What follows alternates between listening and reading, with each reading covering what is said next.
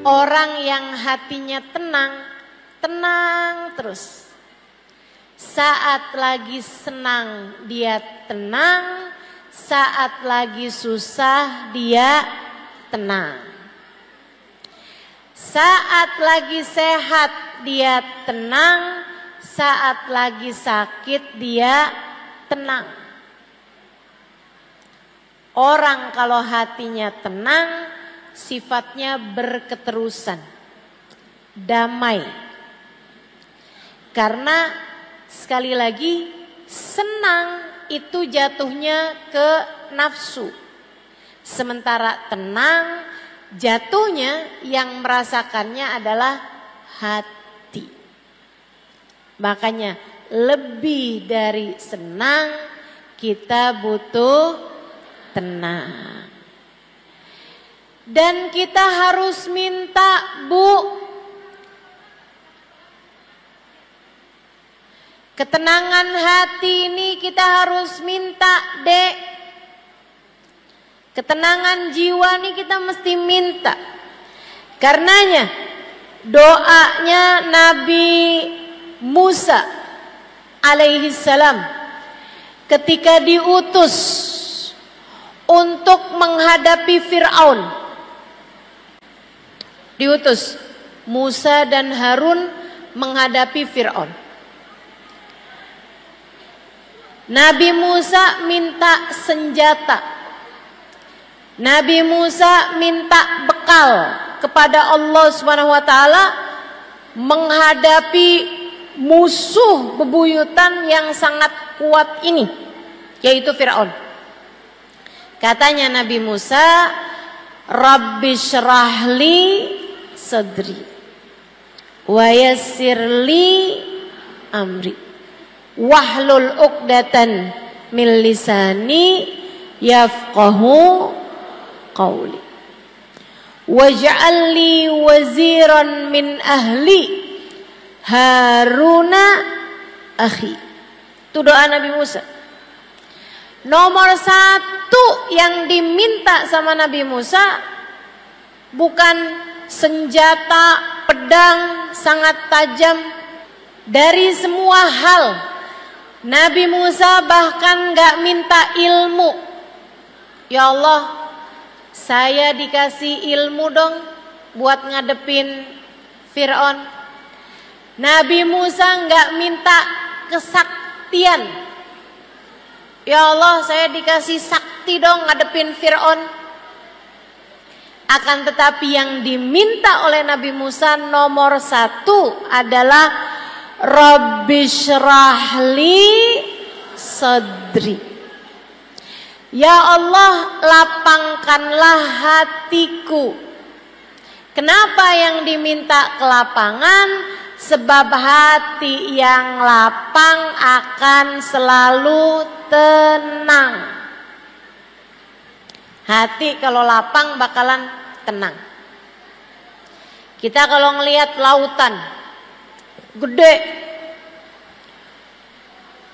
hati kita ngelihat lautan tenang. Kenapa gitu? Karena besar.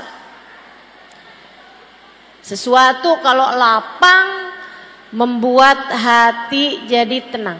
Makanya yang diminta nomor satu sama Nabi Musa adalah kelapangan hati atau ketenangan hati. Nabi Ibrahim juga gitu. Nabi Ibrahim minta sama Allah. Katanya Nabi Allah Ibrahim alaihi salam, Rabbi arini kaifa tuhyil mauta. Ya Allah, tunjukkan kepada saya bagaimana Engkau menghidupkan yang telah mati. Allah balik bertanya kepada Nabi Ibrahim, awalam tu'min? Kamu minta aku tunjukkan bagaimana aku menghidupkan yang mati. Apakah Ibrahim kamu tidak beriman padaku? Apakah kamu Ibrahim tidak beriman kepadaku? Nabi Ibrahim bilang, aku beriman padamu ya Allah, walakin liyatma'inna qalbi. Aku meminta di depan mataku engkau menghidupkan yang mati agar tenang hatiku. Nabi Ibrahim sekelas nabi minta kepada Allah agar hatinya tenang. Dan itu anugerah besar yang Allah Subhanahu wa taala bagi kepada baginda kita Nabi besar Muhammad. Allah kasih kepada Nabi wajah yang cakep. Allah kasih kepada Nabi badan yang kuat, badan yang indah. Bahkan Allah kasih kepada Nabi aroma yang wangi. Allah ngasih kepada Nabi ilmu. Allah ngasih kepada Nabi kemampuan berbahasa yang baik.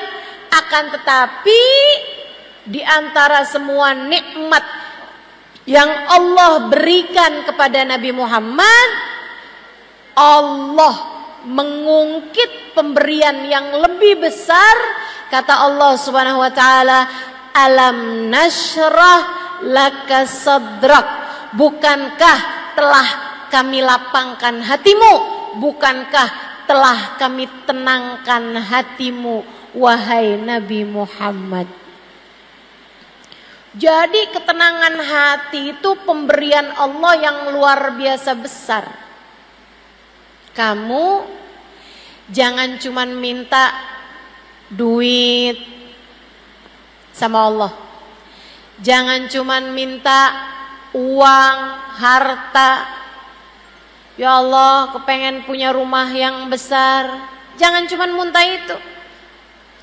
Ya Allah, kepengen punya suami yang ganteng. Ya Allah, kepengen punya anak yang lucu. Ya Allah, kepengen punya mobil yang bagus, pengen punya motor yang bagus, pengen punya HP yang bagus, pengen punya baju, pengen punya tas yang bagus. Jangan hanya minta itu kepada Allah Subhanahu wa taala. Hidup udah cukup lama, rambutmu sudah mulai beruban. Kalau doa yang diminta duit melulu, apa enggak malu? Bu, umur udah kepala 4 bahkan kepala 5. Udah sholat lama-lama, doa, waktunya doa yang diminta duit lagi, duit lagi. Uang lagi, uang lagi. Harta lagi, harta lagi. Dunia lagi, dunia lagi. Jika semua yang kamu minta di dunia adalah untuk duniamu, lantas dengan apa kamu menuju ke akhiratmu? Takutnya sama Allah dikasih semua hajat-hajatmu dunia. Begitu masuk dalam alam kubur, kamu jadi miskin papa. Kamu jadi enggak punya apa-apa. Sayang-sayang. Ayo minta yang penting.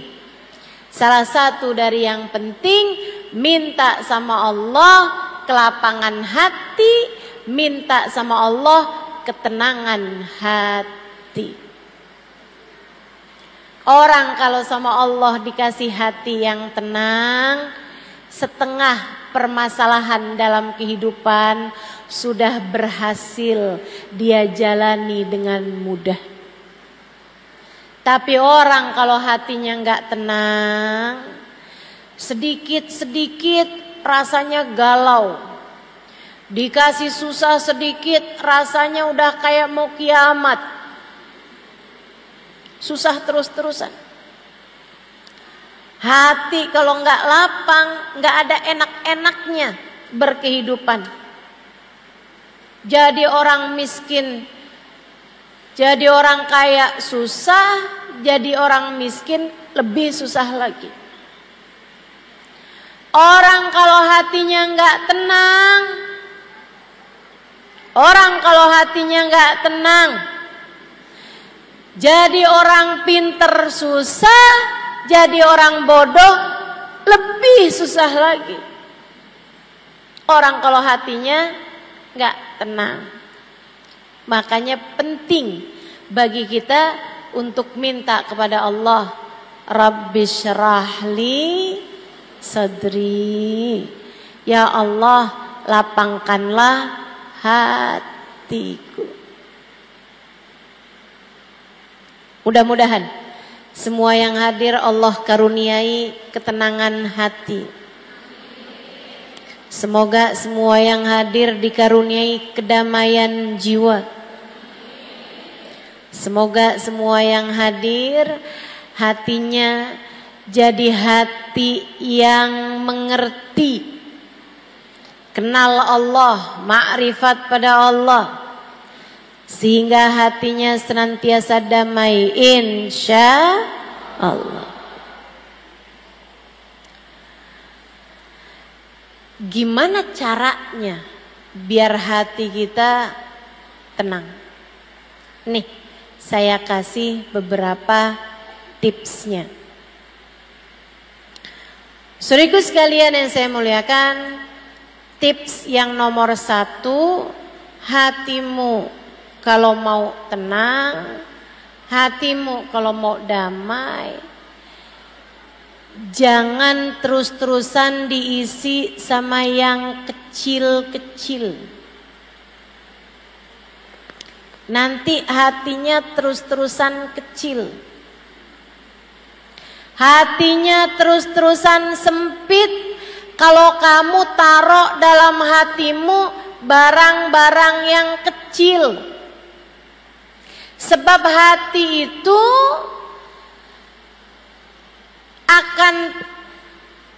akan menjadi seperti yang dimasukkan. Kalau yang dimasukkan kecil, dia jadi kecil. Kalau yang dimasukkan besar, dia jadi besar. Kalau yang dimasukkan barang-barang kotor, hatinya jadi kotor.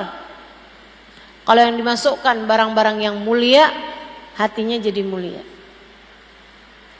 Maka kalau kamu pengen hatimu tenang, hatimu damai, taruh dalam hatimu yang besar. Apa yang besar? Tepatnya siapa yang besar? Tak ada yang lebih besar daripada Allah subhanahu wa ta'ala, Jalla jalaluhu wa ta'alat azamatuh. Kamu kalau kepengen hatimu tenang, taruh Allah dalam hatimu, maka hatimu akan merasakan ketenangannya.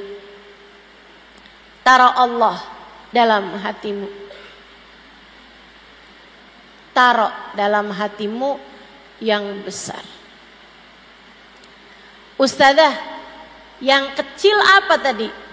Selain Allah. Selain Allah. Selain bekal menuju Allah. Selain yang mendekatkanmu kepada Allah, semuanya adalah urusan kecil. Lebih gampangnya, apapun yang tidak kamu bawa mati, apapun yang tidak kamu bawa masuk ke dalam alam kubur, itu adalah perkara yang kecil. HP, kamu bawa masuk ke kubur gak? Nah, nanti kalau mama mati, yang iPhone tolong masukin ya. Providernya semua aja deh nak. Mama nggak tahu yang nyambung yang mana. Telkomsel, XL masukin semua. Bisa begitu? Manfaat begitu? Enggak. Tidak akan membawa kemanfaatan. Kalau kamu bilang sama anakmu, masukkan HP ke dalam kuburmu, tidak akan bermanfaat. Kenapa gitu? Sebab HP adalah sesuatu yang kecil. Sesuatu yang kecil, sesuatu yang tidak akan kamu bawa masuk ke dalam alam kuburmu. Kecil semua. Ada di sini yang pesen, nanti kalau saya mati tolong ya kalungnya dipakein. Gelang sama cincinnya juga dipakein. Biar saya cakep ketika ditanya para malaikat. Manfaat begitu? Enggak bawa manfaat apa-apa. Dulu ada orang kaya, kaya raya dan soleh. Anak-anaknya bakti sama dia. Dia pesen sama anak-anaknya di masa tua, nak, bapak nih seneng sama kaos kaki yang ini. Tolong nanti kalau bapak mati, masukkan kaos kaki bapak nih, sebelum dipakein kain kafan, pakeinlah bapak ini dulu kaos kakinya ya nak. Iya pak, disimpan kaos kakinya sama anaknya. Sampai ketika bapaknya meninggal, habis selesai dimandikan mau dikafanin, si anak bilang, tunggu dulu, kain kafannya jangan ditutup dulu, kita mau pakein bapak kaos kaki. Akhirnya berantem sama yang tukang mandiin dan mengkafani jenazah. Gak boleh, jenazah gak boleh dipakein kaos kaki. Gak apa-apa, kita mau pakein bapak kaos kaki. Oh gak boleh, mana ada jenazah pakai kaos kaki. Mereka lagi berantem berseteru, datang teman bapaknya. Tunggu dulu, ini saya nih diminta sama bapak kalian buat bacain surat yang ditulis sama bapak kalian di waktu hidup. Saya diminta membacakannya di saat beliau meninggal sebelum dikafani. Suratnya bunyinya gini, anak-anakku sayang, kalian pasti sekarang sedang berusaha untuk memakaikan bapak kaos kaki. Nak, kata bapaknya, bapak nak nggak minta dipakein kaos kaki. Akan tetapi bapak lagi mau mengajarkan kalian bahwasanya seberapapun banyak harta yang kita punya, tidak ada satupun yang bisa kita bawa masuk kuburan. Jadi Bu, Kak, Dek, sama harta dunia biasa-biasa saja. Jangan terlalu, jangan kebangetan, jangan ambisi, jangan rakus sama dunia. Biasa-biasa aja. Bayangkan kalau kamu mati, kamu bawa apa enggak itu? Kalau kamu tahu, iya ya, saya mati juga nggak akan saya bawa. Jangan bela mati-matian apa yang tidak kamu bawa mati. Jangan kejar abis-abisan apa yang tidak kamu bawa mati. Insya Allah. Jadi yang nomor satu, kalau kamu kepengen hidup kamu tenang, hati kamu tuh keluarkan pelan-pelan cinta terhadap dunia. Percaya saya, orang yang hatinya penuh dengan ambisi terhadap dunia nggak akan tenang, tidak akan tenang. Kamu kalau lihat, orang itu tenang banget ya, itu pasti karena hatinya nggak terlampau cinta dunia. Pasti. Kalau kamu lihat, Habib Umar tuh ya, Masya Allah, kayak tenang banget. Itu Bu, syarat utamanya nomor 1, tidak cinta dunia. Saya ingat satu cerita, Habib Umar lagi datang ke satu negara sama orang kaya di negara tersebut. Habib Umar dikasih hadiah tongkat. Habib Umar terima, makasih. Karena memang ajaran kami, ajaran kita, ajaran yang diajarkan oleh guru-guru kami, kalau dikasih jangan ditolak, kalau nggak dikasih jangan minta. Ini teori kita nih terhadap urusan dunia. Kalau dikasih jangan ditolak, kalau nggak dikasih jangan minta. Habib Umar dikasih tongkat itu, diterima sama Habib Umar. Makasih, jazakallah khair segala macam. Habib Umar kemudian dikasih tahu,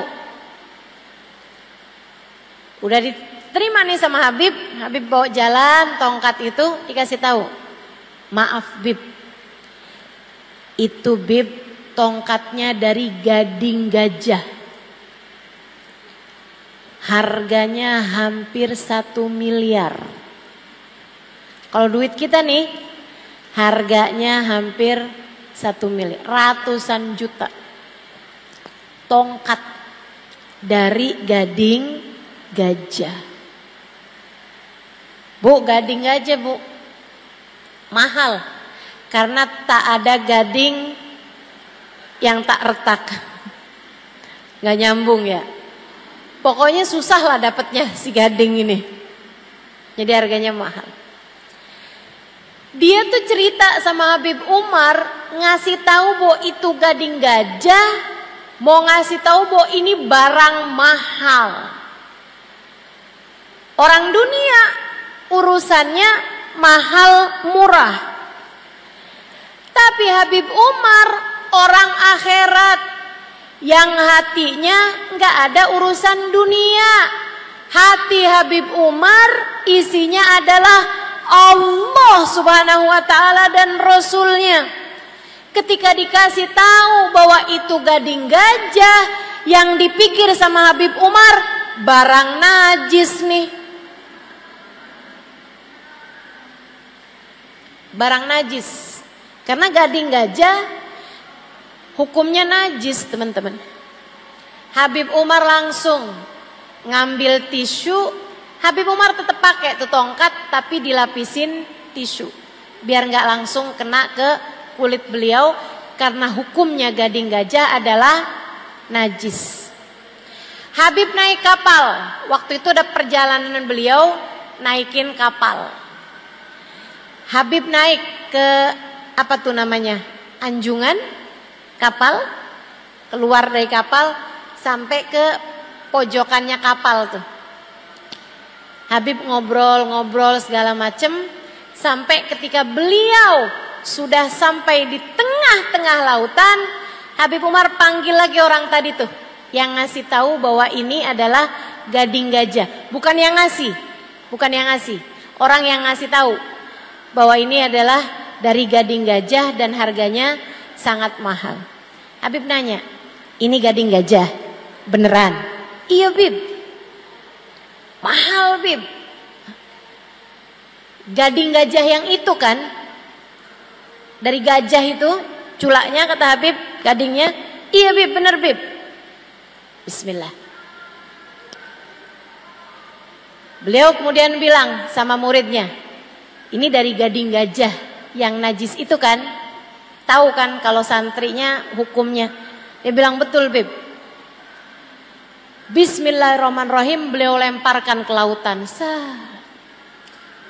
Orang lihatnya yang duit beterbangan. Habib Umar ngelihatnya barang najis, tidak boleh digunakan. Beliau melemparkannya ke lautan begitu saja. Dibuang sama Habib. Najis, kata Habib. Masya Allah. Sama kayak kalau ada di antaramu yang pakai tas dari kulit buaya. Kulit buaya beneran, bukan buaya darat. Itu kan hukumnya najis. Saudaraku sekalian yang saya muliakan, karena di hatinya nggak ada cinta dunia, Bu. Orang yang kayak begini hatinya tenang terus-terusan, nggak kebanyakan mikirin angka. Kamu kalau kepengen rumah tanggamu tenang, jangan kebanyakan ngomongin uang sama suami. Saya kasih tahu, Ustazah saya berantem mulu. Ya kamu tiap lihat suami ngajuin proposal, bayar ini sekian, bayar ini sekian, bayar ini sekian. Ya suami mumet, suami pusing. Yang asalnya hatinya lagi tenang, langsung jadi nggak tenang.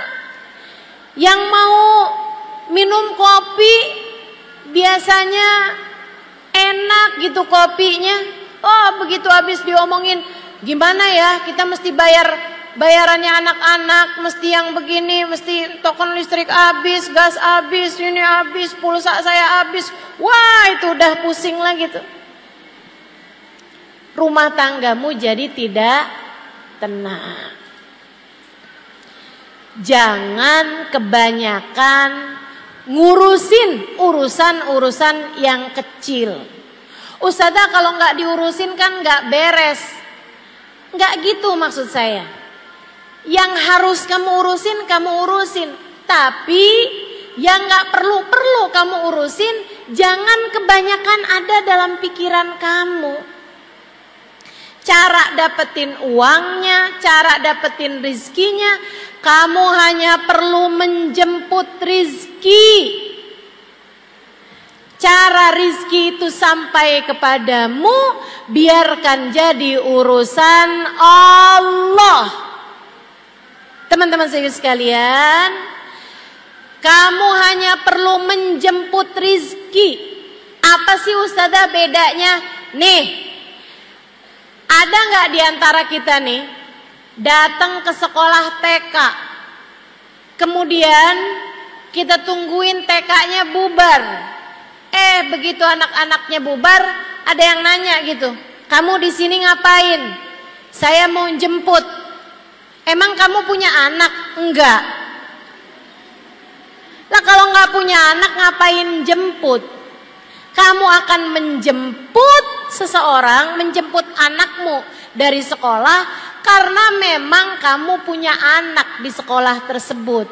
Artinya Allah nyuruh kamu menjemput rizki karena memang rizkinya sudah ada, diaturkan oleh Allah Subhanahu wa taala. Kamu hanya perlu menjemput saja. Kerja aja Bu, jualan batik jualan aja. Kamu punya warung buka aja. Urusan bagaimana datang rezekinya, biarkan jadi urusan sang pembagi rizki namanya. Biarkan jadi urusan sang penentu rizki namanya Allah Subhanahu wa ta'ala. Jalla jalaluhu wa ta'alat azamatuh. Tenang. Rezeki yang Allah tuliskan untukmu akan sampai padamu. Para ulama mengatakan, jika bahkan kamu nggak tahu alamat rezekimu tahu alamatmu, ia akan sampai kepadamu. Dah tenang aja, yang tenang. Kalau ada yang kamu masukkan dalam hati, jangan masukkan uang, jangan masukkan harta, jangan masukkan tas, jangan masukkan baju. Cukup hatimu masukkan di dalamnya Allah Subhanahu wa ta'ala. Hatimu akan jadi tenang. Jadi nomor 1, kalau pengen hatimu tenang, jangan cinta dunia. Jangan cinta dunia. Hatimu bakalan tenang. Kalau hatimu sudah kosong, sudah kecil dunia di hatimu, kamu akan jadi jauh lebih tenang. Itu satu. Yang kedua, kalau kamu kepengen hatimu tenang, jangan biarkan hatimu membenci siapapun. Saya ulangi. Tips, trik dari saya, amalan dari saya. Biar hati kamu tenang, nomor 1, jangan cinta dunia. Keluarkan pelan-pelan rasa cinta dunia dalam hatimu.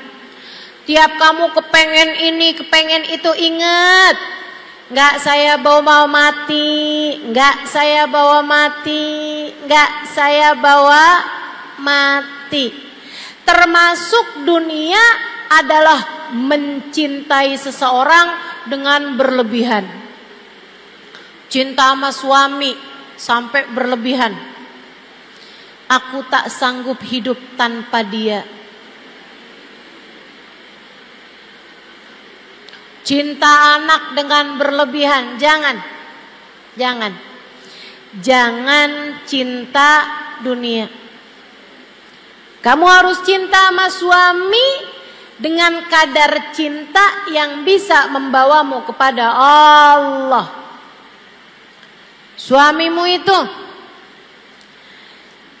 cintai dia karena Allah, hormati dia karena Allah. Sebab bagaimanapun dia adalah jalan surga bagimu. Tapi jangan berlebihan, sampai bahkan yang haram-haram kamu kerjakan. Sampai operasi plastik, hidungnya dimancungin, alisnya disulam, bibirnya disulam, kulitnya yang keriput tarik benang. Itu muka apa kain? Adik-adik, kakak-kakak, saudariku sekalian yang saya muliakan, cinta suamimu tapi biasa-biasa aja. Jangan jadikan suami sebagai dia adalah separuh jiwa saya. Nanti kalau dia meninggal dunia atau kalau dia meninggalkanmu, kamunya jadi nggak utuh, jadi tinggal separuh.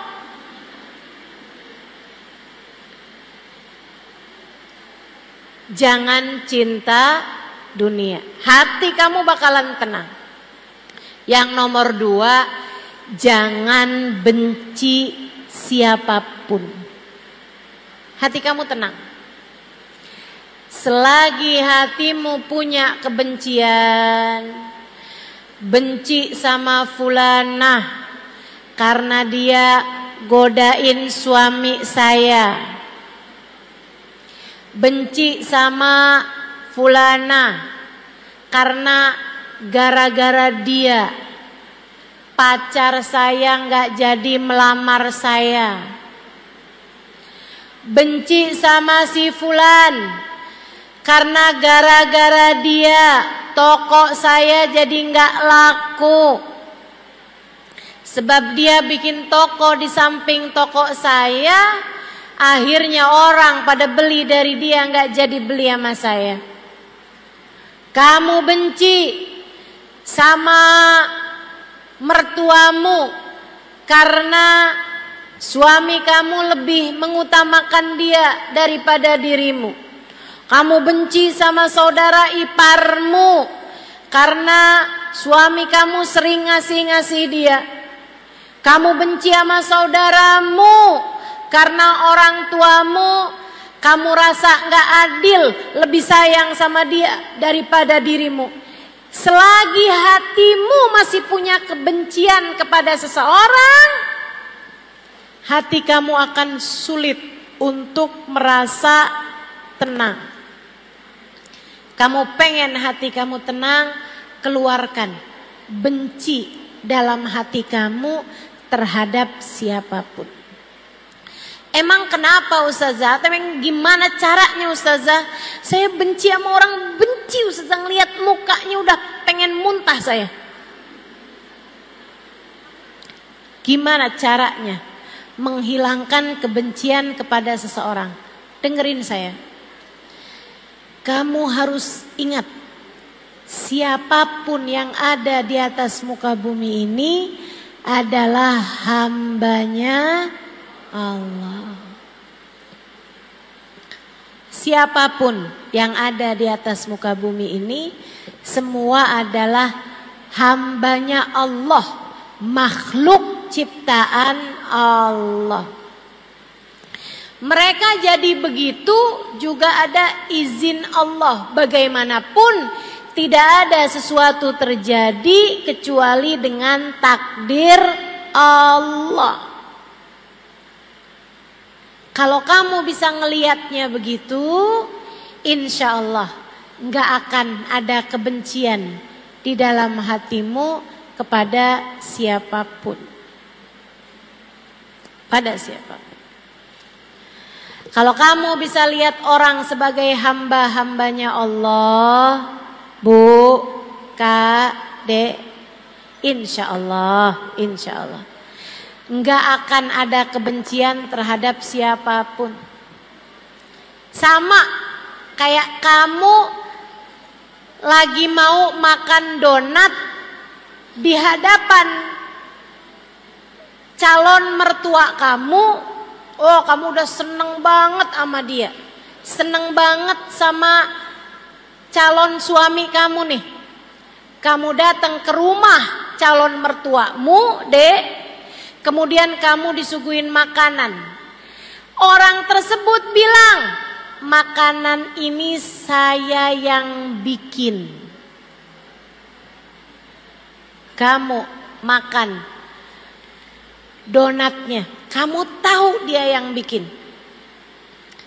Ternyata ketika kamu makan, kamu gak suka. Karena donatnya gak enak.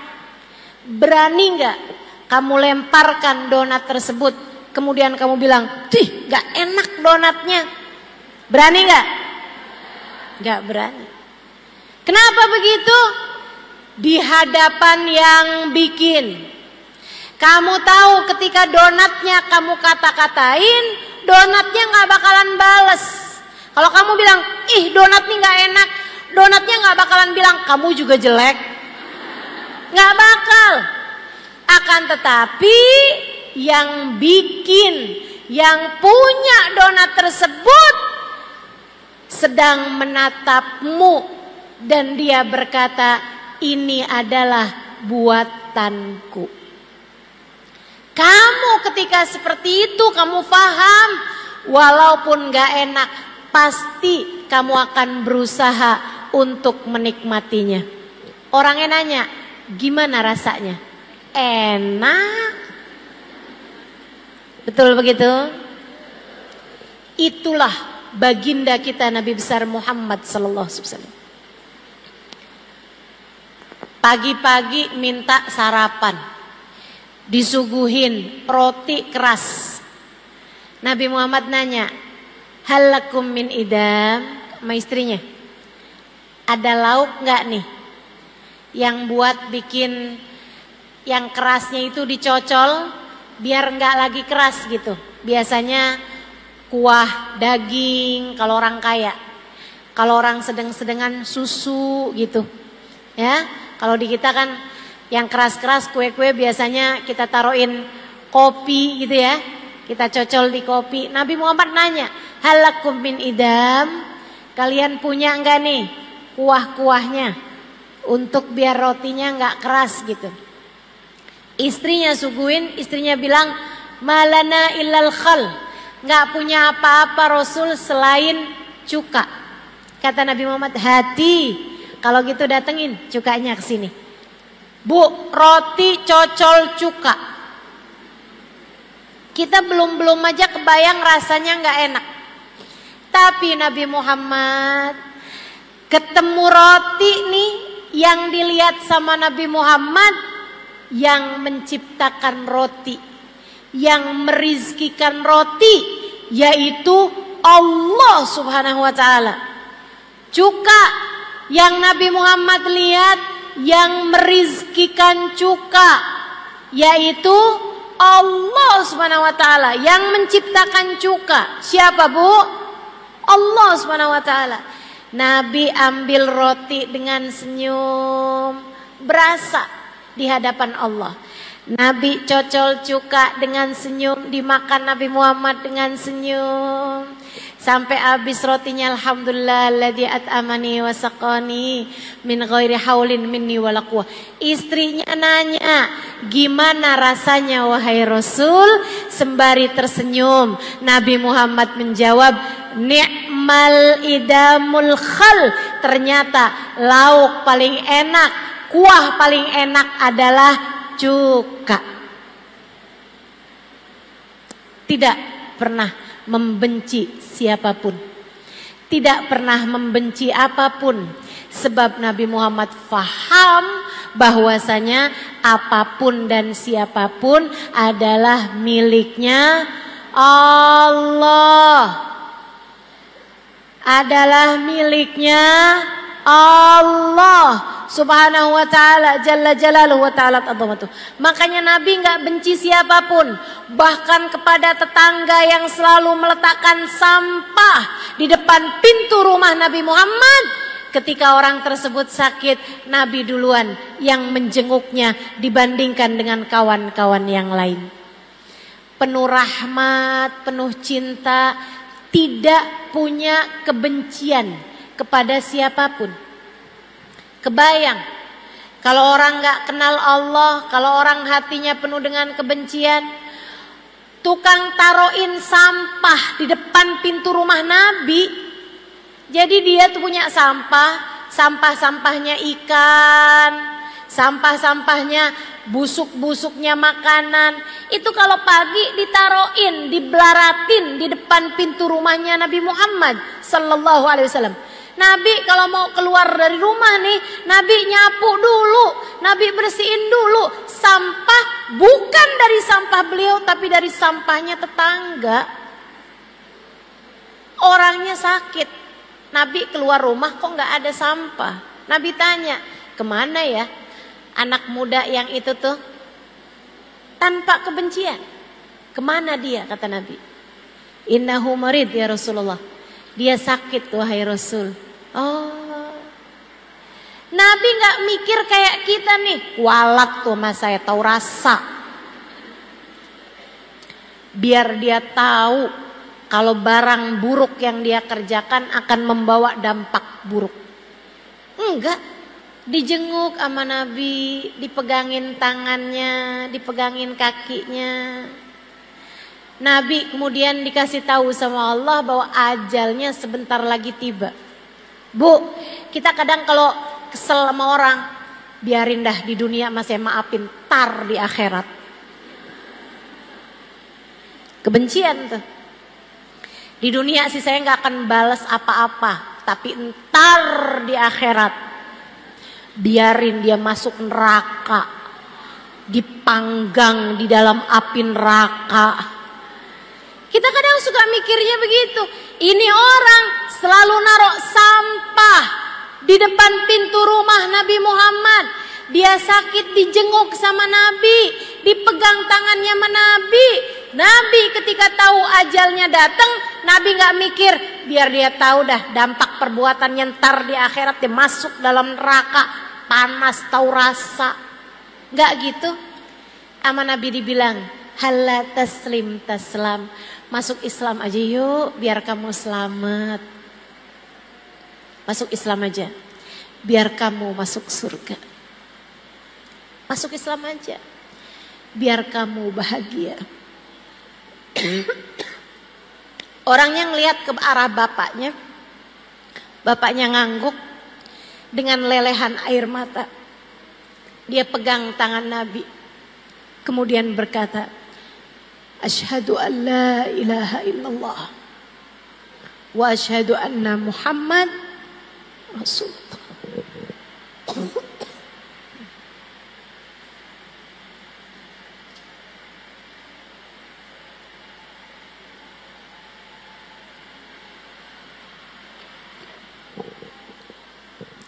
Kenapa Nabi Muhammad bisa sepenuh cinta itu kepada siapapun?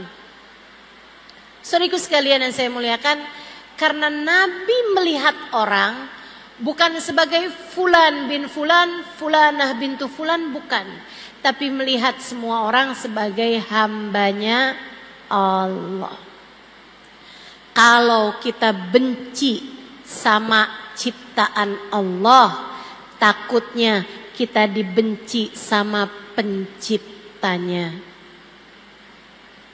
Jangan benci kepada siapapun. Kalau kamu bisa hilangkan rasa tersebut dari dalam hatimu, saya berani jaminkan bahwa hatimu akan jauh lebih tenang. Makanya nih, Lebaran, halal lebih halal. Siapapun aja yang pernah bikin salah sama kamu, saya sarankan padamu, maafkanlah dia. Saya nggak kesian sama orang itu yang udah bikin salah sama kamu. Enggak, saya nggak kesian, saya nggak kenal juga. Saya kesian sama kamu.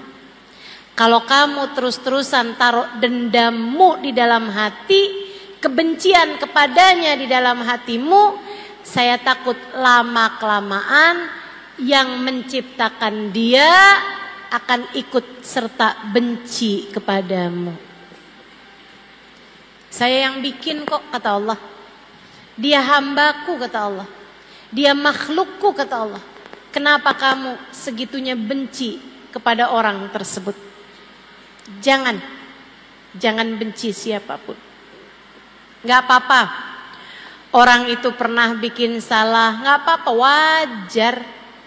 Mau jadi siapa kita sampai semua orang senang semua sama kita? Sama Nabi Muhammad aja ada yang fitnah, ada yang pengen bunuh, ada yang mukul, ada yang ngata-ngatain. Biasa aja teman-teman, biasa aja. Kita dibenci sama orang biasa aja, tapi kita jangan benci sama siapapun dengan kita mengingat bahwa semua manusia adalah ciptaan Allah. Ciptaan Allah. Itu tips yang kedua.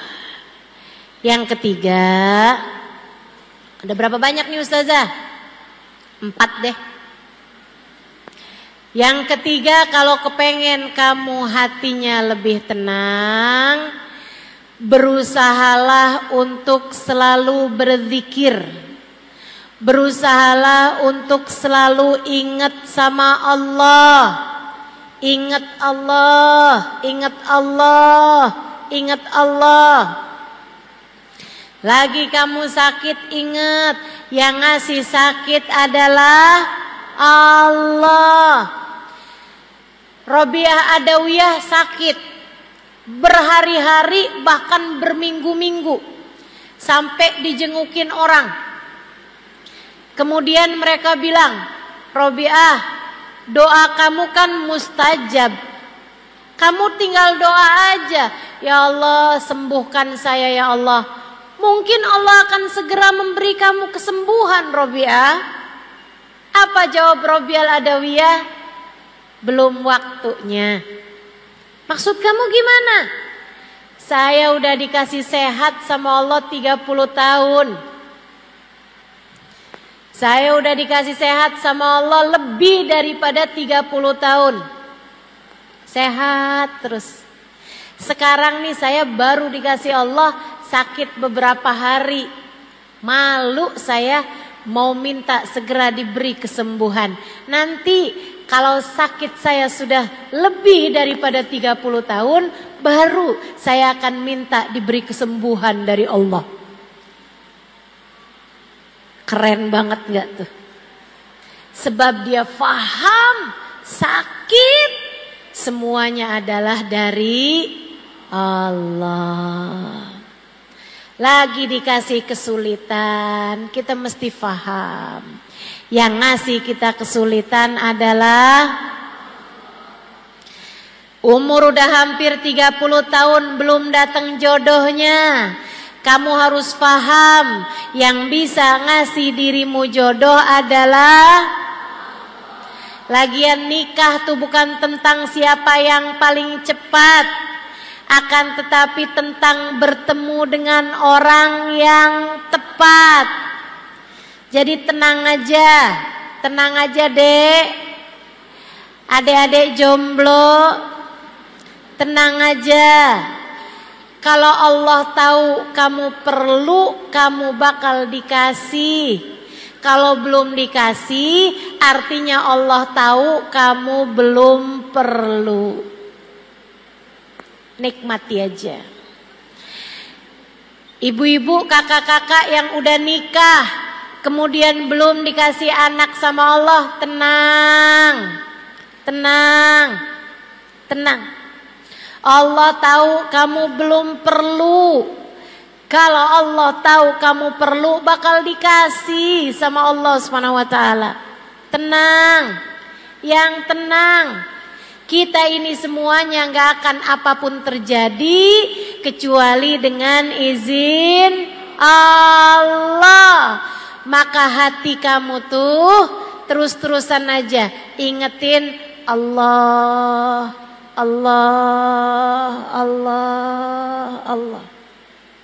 Fahamilah, tak ada apapun terjadi melainkan semuanya dengan izin Allah. Tuh, rezeki kamu dikasih berapa, semuanya dari Allah. Muka kamu diciptakan seperti apa, itu semuanya adalah dari Allah. Nggak usah pusing-pusing mau berangkat ke Korea buat operasi plastik. Nggak usah. Dah, dinikmati aja semuanya. Saudaraku sekalian yang saya muliakan, yang punya suami silahkan dinikmati suaminya. Nggak usah susah-susah, sebab apapun yang terjadi semuanya adalah dengan izin Allah. Dengan izin Allah. Dah, dinikmati aja. Punya suami ganteng, alhamdulillah. Nggak usah susah-susah nonton drama Korea. Nontonin suami aja. Punya suami kurang ganteng atau gantengnya nggak kelihatan, yang kelihatan nggak gantengnya, alhamdulillah, dinikmati aja, jaganya nggak susah, nggak ada yang mau sama dia, dinikmati aja. Kita bilang makasih ya Allah, semua yang darimu adalah indah. Wa kullu fi'lik jamil. Semua darimu indah ya Allah. Terima kasih atas apa yang kau berikan padaku. Gitu. Adik-adik yang masih pada punya orang tua, ada ibu, ada bapak, nikmatilah. Ingat Allah, cari Allah pada diri orang tuamu. Kamu bisa salaman sama ibumu, alhamdulillah, nikmatilah itu. Kamu bisa pandang wajah ibumu, alhamdulillah, nikmatilah itu. Kamu bisa pandang wajah ayahmu, alhamdulillah, nikmatilah itu. Kalau datang waktu kamu kehilangan salah satu dari keduanya, kamu pasti akan merindukan kenikmatan-kenikmatan tersebut. Dinikmati aja semuanya. Ingat Allah. Yang ngasih semuanya adalah Allah. Lagi sakit, alhamdulillah, makasih ya Allah. Buat ngapusin dosa. Sakit itu penghapus dosa. Ingat Allah saat sakitmu. Ingat Allah saat sehatmu. Ingat Allah saat susahmu. ingat Allah saat mudahmu. Dengan cara itu hatimu akan jauh lebih tenang. Terakhir, kalau kamu pengen hatimu tenang, hatimu tuh taruhkan di dalamnya rasa cinta kepada manusia yang paling tercinta di sisi Allah, namanya Nabi Muhammad. Namanya Sayyiduna Muhammad. Junjungan kita baginda Nabi besar Muhammad. Bu, saya udah banyak ketemu orang-orang yang hatinya tenang karena mereka punya rasa cinta yang besar kepada baginda Nabi besar Muhammad. Semakin besar cintanya kepada Nabi, hatinya menjadi semakin tenang, hatinya menjadi semakin penuh cinta. Kenapa begitu? Karena orang kalau di dalam hatinya terdapat cinta kepada Nabi Muhammad, Allah akan turunkan cintanya Allah, rahmatnya Allah ke dalam hati tersebut. Dengannya hati orang tersebut menjadi tenang.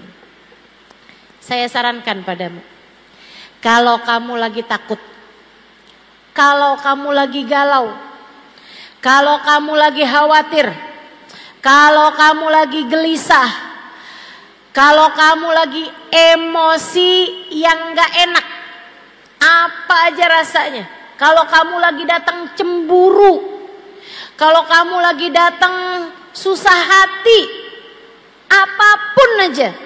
Kalau kamu hatimu lagi tiba-tiba merasa benci sama seseorang, misalnya rasa hati apapun yang gak enak, hatimu lagi gak tenang kayak apa, nih saya kasih tahu tips mudah, gampang banget. Kalau kamu lagi memungkinkan untuk berwudu, segeralah berwudu. Kalau kamu lagi nggak bisa wudu, lagi halangan misalnya, lagi datang menstruasi, lagi nifas misalnya, nggak bisa wudu, nggak usah pakai wudu, kamu tutup aurat, duduk, ngadep kiblat, bacalah sholawat, ingat-ingat Nabi Muhammad. Ingat-ingat Nabi Muhammad. Kamu bilang, ya Rasulullah, saya umatmu. Rasul, saya umatmu. Kamu baca sholawat, kemudian kamu ingat-ingat Nabi Muhammad, kemudian kamu sampaikan kepada baginda Nabi Muhammad. Sesudah kamu ucap sholawat dan salam kepada Nabi, Nabi Muhammad berjanji, ma sallama alayya ahadun min ummati illa waradallah alayya ruhi hatta arudda alaihi salam. Tidaklah umatku mengucap salam kepadaku, melainkan Allah kembalikan ruhku sehingga aku dapat menjawab salamnya. Kalau udah kamu ingat sama Nabi, kamu nyambung hati sama Nabi, kamu bilang, ya Rasulullah, saya umatmu wahai Rasul. Saya umatmu wahai Rasul. Saya umatmu wahai Rasul. Hati saya sekarang sedang dilanda cemburu wahai Rasul. Saya umatmu wahai Rasul. Saya enggak mau jadi umat yang enggak benar. Saya takut nanti di hari akhirat tidak berada di belakangmu ya Rasulullah. Bimbing saya wahai Rasul, bimbing saya wahai Rasul. Terus begitu. Kamu baca, Allahumma salli ala Sayyidina Muhammadin salatan taghfiru bihad dunub wa tuslihu bihal qulub wa tantaliku bihal usub wa talinu bihas su'ub wa ala alihi wa sahbihi wa man ilaihi mansub. Salawatnya Habib Saleh Al-Hamid dari Tanggul. Baca solawat tersebut 10 kali. Habib Soleh Al-Hamid, dia ajarkan solawat kepada kita. Solawat tersebut ini dibaca 10 kali atau lebih, kalau mau 100 kali juga lebih bagus lagi. Bacaannya Allahumma sholli ala Sayyidina Muhammadin salatan taghfiru bihad dzunub. Ya Allah, sampaikanlah solawatmu kepada baginda kami Nabi Muhammad dengan sebuah solawat yang menghapuskan dosa-dosa saya ya Allah. Tuslihu bihal gulub, bikin bagus hati saya ya Allah. Tantaliku bihal usub, biar lancar terurai belenggu-belenggu yang nyandet-nyandet, yang gak lancar biar dilancarkan sama Allah. Talinu bihas suub, yang keras-keras biar jadi pada lembut. Hati yang keras biar lembut, hati anak-anak kita, hati suami, hati siapapun biar lembut semuanya. Talinu bihas-su'ub wa ala alihi, talinu bihas-su'ub wa ala alihi wa sahbihi wa man ilaihi mansub. Ya Allah, salawat juga kepada keluarga, pada sahabat dan siapapun yang bersambung dengan Nabi Muhammad. Baca salawat tersebut 5 kali, 10 kali, 15 kali, 20 kali. Terus kamu baca. Ya Allah, lapangkan dada saya ya Allah, berkatnya Nabi Muhammad. Ya Allah, ampuni dosa saya ya Allah, berkatnya Nabi Muhammad. Ya Allah, lancarkan urusan saya ya Allah, berkatnya Nabi Muhammad. Ya Allah, lembutkan yang keras dari diri saya ya Allah, berkatnya Nabi Muhammad. Terus kamu baca, terus kamu baca. Sambil kamu bertawasul kepada Sayyiduna Muhammad, tolongin saya Rasulullah, saya umatmu wahai Rasul, tolongin saya wahai Rasulullah, saya umatmu wahai Rasulullah, tolongin saya wahai Rasul, saya umatmu ya Rasulullah. Terus begitu. Lihatin, lihatin, lihatin aja, bakalan hatimu lebih tenang, masalah-masalah jadi lebih mudah, urusan-urusan jadi lebih ringan. Alhamdulillah. Senang kita punya Nabi Muhammad. Tenang kita punya Nabi Muhammad. Bahagia kita punya Nabi Muhammad. Nabi Muhammad sangat perhatian kepada kita umatnya. Nabi Muhammad mencintai kita umatnya lebih daripada orang tua kita kepada kita. Kita aja kalau ngadu sama ibu kita bakalannya berusaha untuk bisa memperbaiki urusan-urusan kita. Kita juga kalau ngadu menabi, insya Allah. Itu sebabnya Habib Ali Habsyi dalam kitab maulidnya mengatakan, fama min khuluqin fil bariyati mahmud illa wa huwa mutalaqqan an zainil wujud. Tidak ada satu sifat terpuji yang ada di atas muka bumi ini melainkan sambungan dari Nabi besar Muhammad sallallahu alaihi wa ala alihi wasallam. Kamu kenapa hatimu enggak tenang, jiwamu gelisah? Karena kamu kurang dekat sama Nabi Muhammad. Deketin lagi Nabinya, hatimu akan jauh lebih tenang. Salawatan yang banyak, masalahmu akan lebih mudah untuk terurai. Katanya Sayyid Muhammad bin Alwi bin Abbas Al-Maliki, tidak ada satu masalah apapun dari masalah dunia ataupun akhirat yang tidak bisa selesai, tidak bisa terurai dengan solawat kepada Nabi besar Muhammad. Gak ada masalah gak beres pakai solawat. Semua masalah bakal beres dengan solawat, terutamanya adalah masalah hati kita. Hati kita akan jauh lebih tenang ketika kita dekat dengan Nabi Muhammad, ketika kita banyak bersolawat kepada Nabi besar Muhammad. Alhamdulillah. Terakhir, ini majelis saya yang terakhir di Pekalongan untuk tahun ini. Tahun depan gimana Ustazah? kita tidak tahu apa yang terjadi, sebab semua yang terjadi adalah dengan izin. Karena itulah saya kepengen nih sama teman-teman, baik yang di dalam maupun yang tadi habis kena hujan, mau ngasih hadiah.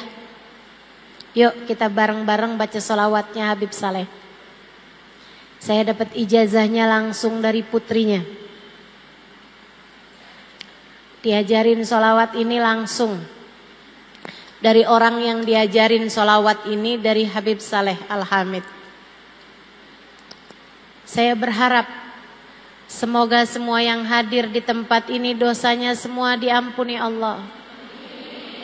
Hatinya semuanya dilapangkan oleh Allah. Hatinya semua ditenangkan oleh Allah. Semua permasalahannya dibereskan oleh Allah. Semua kesulitannya dimudahkan oleh Allah. Yang keras-keras biar dilembutkan oleh Allah. Berkatnya Nabi besar Muhammad, hati kita semuanya jadi tenang. Berkatnya Nabi besar Muhammad, yang sakit-sakit biar pada sehat. Berkatnya Nabi besar Muhammad, yang sulit-sulit biar jadi mudah. Berkatnya Nabi besar Muhammad, hati kita yang keras semoga dilembutkan Allah. Berkatnya Nabi Muhammad, hati suami kita semoga dilembutkan Allah. Hati anak-anak kita semoga dilembutkan Allah. Hati orang tua kita semoga dilembutkan Allah. Semuanya hatinya semoga ditenangkan oleh Allah. Berkatnya baginda kita Nabi besar Muhammad sallallahu alaihi wa ala alihi wa sahbihi wasallam. Semoga semua yang hadir dikaruniai husnul khatimah. Semoga semua yang hadir didekatkan dengan Nabi Muhammad. Semoga semua yang hadir di akhirat bisa ketemu Nabi Muhammad. Semoga semua yang hadir bisa ada dalam rombongan Nabi Muhammad. Semoga semua yang hadir ketika sudah meninggal dunia nanti kuburnya dilapangkan Allah. Di dalam kubur sudah dipertemukan dengan Nabi Muhammad. Kita minta kepada Allah berkat Nabi Muhammad. Kita minta kepada Allah dengan berkat Nabi Muhammad. Sebab kita adalah umat Nabi besar Muhammad. Semoga Allah karuniakan segala kebaikan bagi kita sekalian. Yang masih ada air silahkan dibuka airnya. Yang enggak punya air jangan ngambil air tetangganya.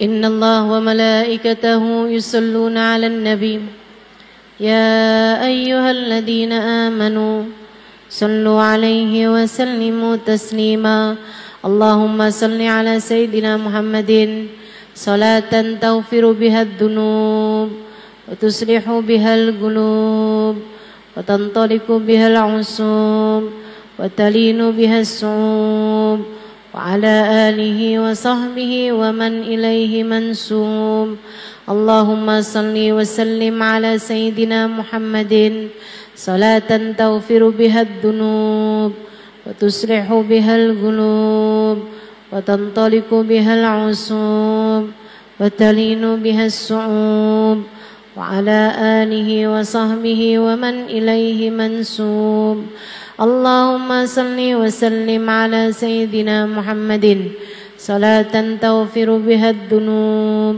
وتصلح بها القلوب وتنطلق بها العصوب وتلين بها الصعوب وعلى آله وصحبه ومن إليه منسوب اللهم صل وسلم على سيدنا محمد صلاة تغفر بها الذنوب تصلح بها القلوب وتنطلق بها العصوب وتلين بها الصعوب وعلى آله وصحبه ومن إليه منسوب اللهم صل وسلم على سيدنا محمد صلاة تغفر بها الذنوب تصلح بها القلوب تنطلق بها العصوب وتلين بها الصعوب وعلى آله وصحبه ومن إليه منسوب اللهم صل وسلم على سيدنا محمد صلاة تغفر بها الذنوب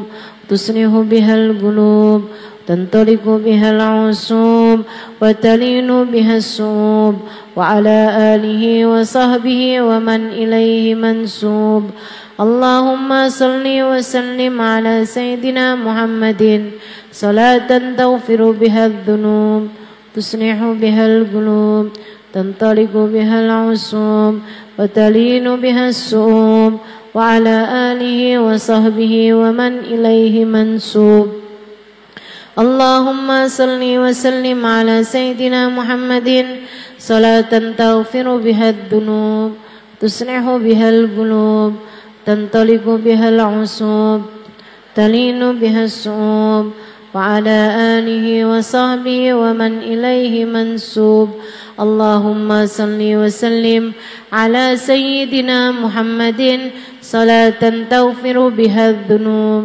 وتصلح بها القلوب تنطلق بها وتلين بها الصعوب وعلى آله وصحبه ومن إليه منسوب اللهم صل وسلم على سيدنا محمد صلاة تغفر بها الذنوب تصلح بها القلوب تنطلق بها العصوب وتلين بها الصعوب وعلى آله وصحبه ومن إليه منسوب في كل لحظة أبدا عدد خلقه ورضا نفسه وزنة عرشه ومداد كلماته